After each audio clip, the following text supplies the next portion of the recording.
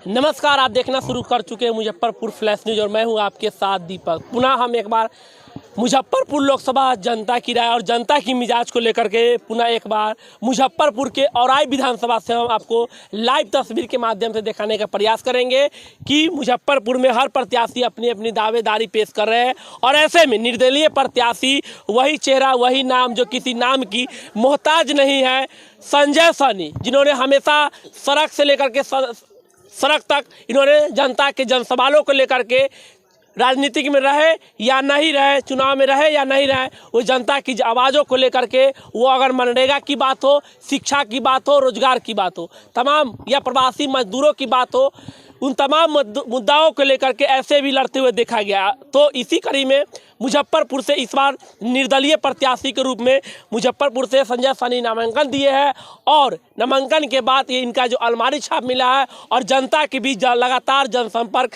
कर रहे हैं। उसी जनसमर्थन में आज जनता की क्या कुछ लोगों का जो समर्थन है, किस तरह से आप देख सकते हैं, हमारे कैमरामैन साफ तौर पर यहाँ की तस्वीरों में देख सकते हैं किस तरह से जनता जो है संजय सनी के समर्थन में यहाँ पर जो है बैठे हुए हैं और जनसंवाद कर रहे हैं। इसी कड़ी में हमारे साथ प्रत्याशी संजय सनी है, बातचीत करेंगे। संजय सनी, सबसे पहले हमारे मुजफ्फरपुर फ्लैश में आपको बहुत स्वागत। आपका भी स्वागत।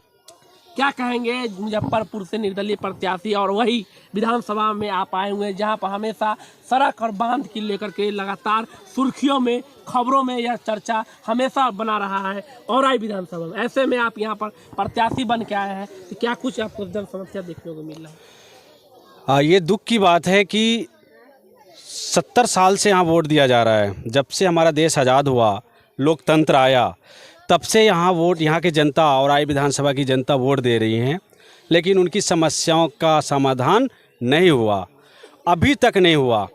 तो अब 70 साल में जब नहीं हुआ तो वो 5 साल में और क्या कर देंगे हमारे लिए, विधानसभा में औराई में क्या कर देंगे।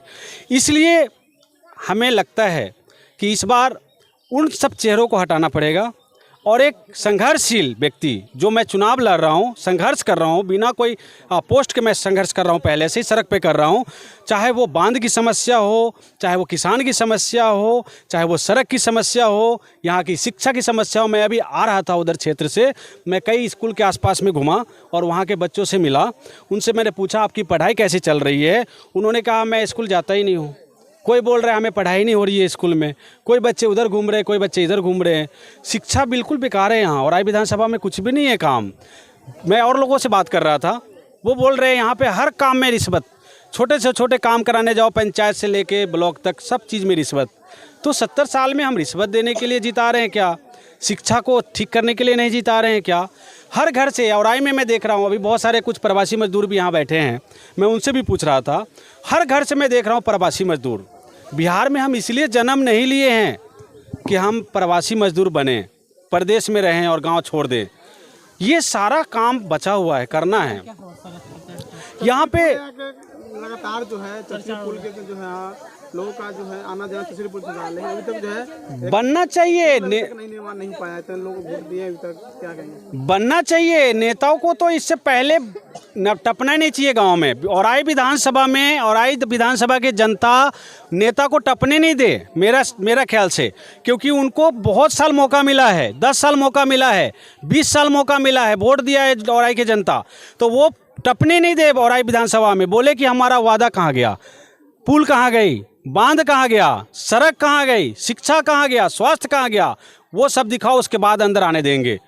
तो इस बार वही होगा, टक्कर होगा। एक तरफ मैं लड़ रहा हूँ निर्दलीय, मेरे साथ हर विधानसभा की जनता खड़ी है, बहुत बड़े संख्या में माता बहन खड़े हैं, उनके घर के सदस्य खड़े हैं, युवा खड़े हैं, छात्र खड़े हैं, सभी लोग हैं और किसान खड़े हैं।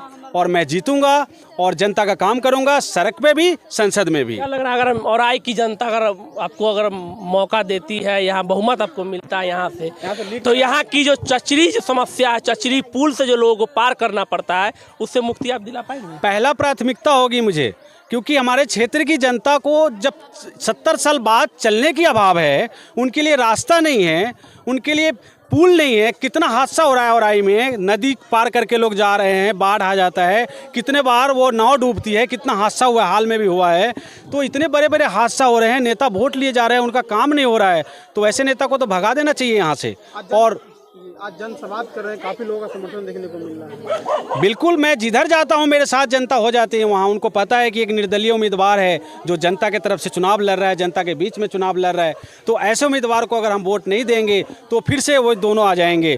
एक समस्तीपुर है तो दूसरा वैशाली है। अब ये दोनों को यहाँ क्या काम है? उनको तो समस्तीपुर रहना चाहिए, एक को वैशाली रहना चाहिए। वो दोनों अपना अपना घर छोड़ के मुजफ्फरपुर में घूम रहे हैं। तो अब कितना साल घूमेंगे? बहुत दिन हो गया। अब यहाँ पे बाहरी को स्थिति ठीक नहीं रखना और बाहरी को यहाँ रखना ही नहीं है। मुजफ्फरपुर में जनता संजय साहनी को क्यों वोट करेगी? क्योंकि संजय साहनी संघर्ष कर रहा है। संजय साहनी बाहरी नहीं है, संजय साहनी दल बदलू नहीं है, संजय साहनी जनता का लड़ाई लड़ रहा है। क्या कहें, जनता से क्या अपील है? मैं सभी मुजफ्फरपुर लोकसभा क्षेत्र के मुजफ्फरपुर लोकसभा क्षेत्र के सभी सम्मानित जनता से अनुरोध करूंगा कि इस बार आप कुछ नया कीजिए ताकि आपके अधिकार के लिए हम और लड़ सकें। सड़क पे भी लड़ रहे हैं, अंदर भी लड़ेंगे, जीत जाएंगे अगर हम तो आपके साथ सड़क पर भी लड़ेंगे और आपके साथ बैठेंगे, आपकी समस्याओं की बात करेंगे और संसद में भी लड़ेंगे।